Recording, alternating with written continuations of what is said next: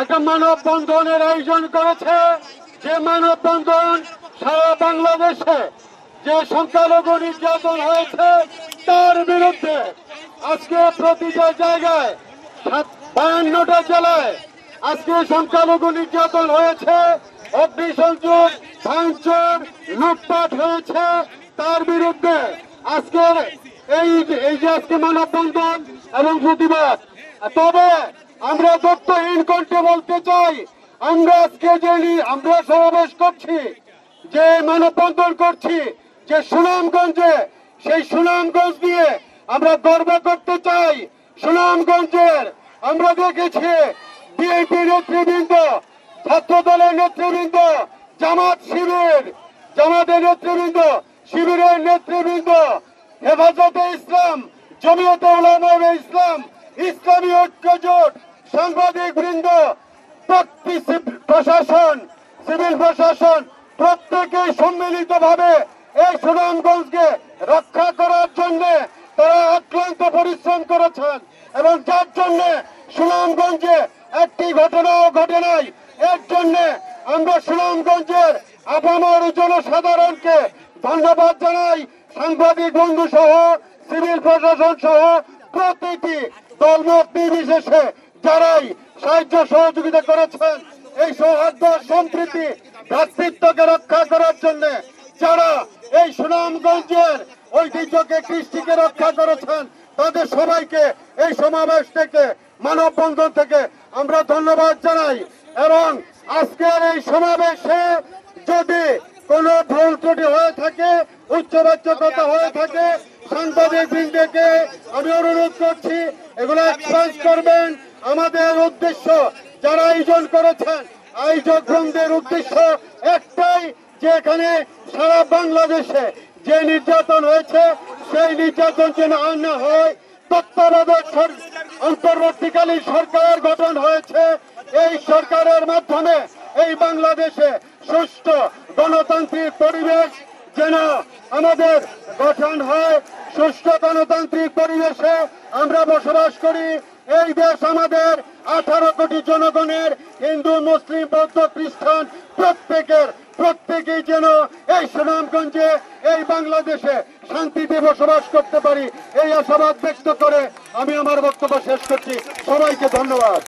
আজকের এই সুনামগঞ্জ সম্প্রীতির শহরে আমাদের মা বোনরা এখানে এসেছে একটি বৈষম্যমূলক আন্দোলনকে। যখন বৈষম্যমূলক আন্দোলনের মধ্যে দিয়ে সরকার পতন হয়েছিল, সেই সরকার পতনের পর আমাদের সারা বাংলাদেশে সংখ্যালঘু সম্প্রদায়ের উপর নির্যাতন, নিপীড়ন, অগ্নিসংযোগ, লুটপাট এবং প্রকাশ্যে এবং গোপনে চাঁদাবাজি চলছে। এরই বহির্প্রচার আমাদের সুনামগঞ্জের সনাতনী সম্প্রদায়ের মানুষের আজকের এই ট্রাফিক পয়েন্টে হাজার হাজার মানুষের সমাগম হয়েছে। এর জন্য আমি সকল সনাতন ধর্মাবলম্বীদেরকে আন্তরিক অভিনন্দন ও ধন্যবাদ জানাচ্ছি। আমি সাথে সাথে অন্তর্কালীন সরকারের প্রতি দীর্ঘভাবে অনুরোধ জানাবো, আপনারা বৈষম্য বিরোধী আন্দোলনের প্রতিফলন, আপনারা ফসল, আপনারা এই যে বৈষম্য, ধর্মের বৈষম্য, মানুষের বৈষম্য, সবগুলো ভেদাভেদ ভুলে গিয়ে আপনারা আমাদেরকে একটি বাংলাদেশ বিনির্মাণে একটি সুন্দর রাষ্ট্র পরিচালনা দেখতে চাই।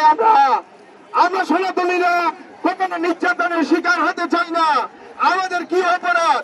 যখন এই নির্বাচন আসে আমাদের উপর হামলা চলে, কে ভোট দিল, কে কার পছন্দের ব্যক্তিকে ভোট দিল, সে দিক লক্ষ্য না করে সনাতনীদের উপরে হামলা, নির্যাতন ছেড়েই চলছে। এটা তো স্বাধীন দেশের কথা ছিল না।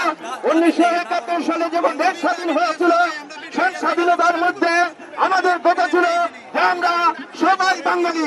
আমাদের কি পরিচয়? আমি কে, তুমি কে? আমি কে, তুমি কে? তোমার আমার ঠিকানা। সবাইকে ধন্যবাদ। আমি সনাতন ভাইদেরকে বলছি, আপনারা সবাই সুন্দর ভাবে থাকেন। আমাদের এই সুনামগঞ্জ শহর, সম্প্রীতি শহর, এখানে ইতিপূর্বে অনেকে বলেছেন জাতীয়তাবাদী ছাত্র দলের এবং আমাদের বিএনপি নেতা, বিএনপি সাধারণ সম্পাদক নুরুল ইসলাম নুরুলের সমিতি সহ সকল ধর্মের ব্যক্তিবর্গরা মিলে আমাদের প্রতিষ্ঠানটিকে রক্ষা করেছিল। তাই আমরা এখনই আমাদের এই সমাবেশ এখানে শেষ করে আমাদেরকে আমাদের জমা করবেন আমাদের সন্তোষ মঞ্জুর সঙ্গ আমাদের একটি আর্দ্রতা আছে। সারা বাংলাদেশে আমাদের সকল সনাতনী ভাইদের যে দাবি, সেই দাবি আমরা বলছি। গত কয়েকদিন দেশব্যাপী সংখ্যালঘুদের উপর ভাঙচুর, লুটপাট, নির্যাতন ঘটনার বিচার বিভাগীয় তদন্তপূর্বক দোষীদের উপযুক্ত শাস্তির ব্যবস্থা এবং নিরীহ সংখ্যালঘুদের ব্যবসায়ী জনসাধারণকে যথাযথ ক্ষতিপূরণ প্রদান করতে হবে। আমাদের দ্বিতীয় দাবি, সীমান্ত লগ্ন যেসব অঞ্চলের মানুষেরা ঘর বাড়ি ছেড়ে সীমান্ত থেকে চলে যাওয়ার তথ্য পাওয়া গেছে, তাদের উপযুক্ত নিরাপত্তা সম্মানের সহিত নিজ ঘরে ফিরিয়ে আনতে হবে।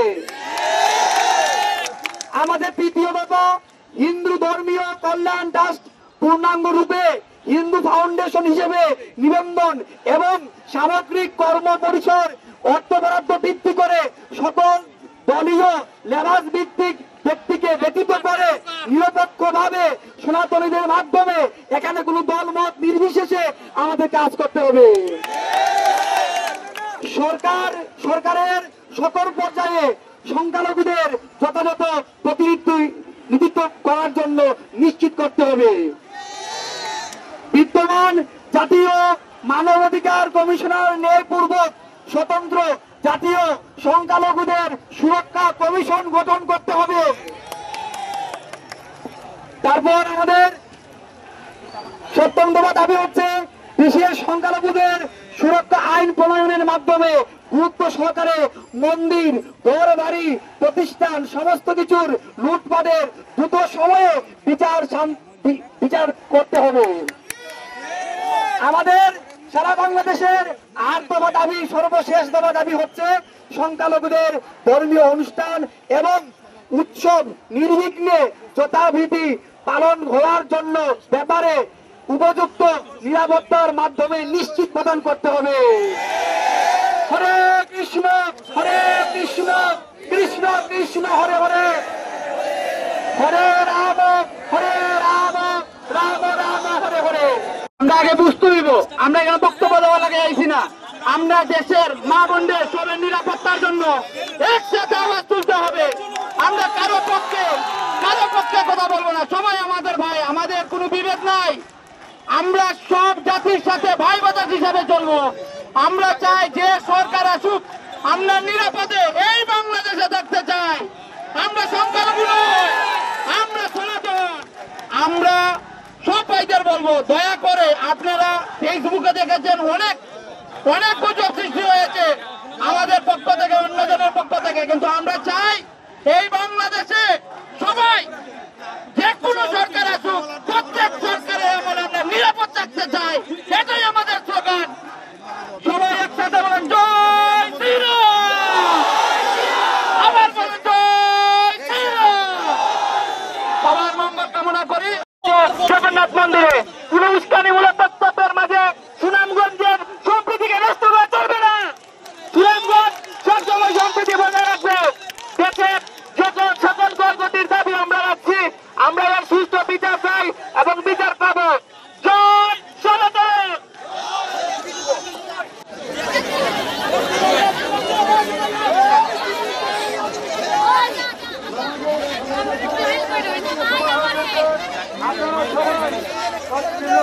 করে হাততালি না দিয়ে এখন আমাদের মানুষ সমাবেশকে আরো বলতেছে, আপনারা সবাই শান্ত হয়ে প্রত্যেকের বাড়ি করে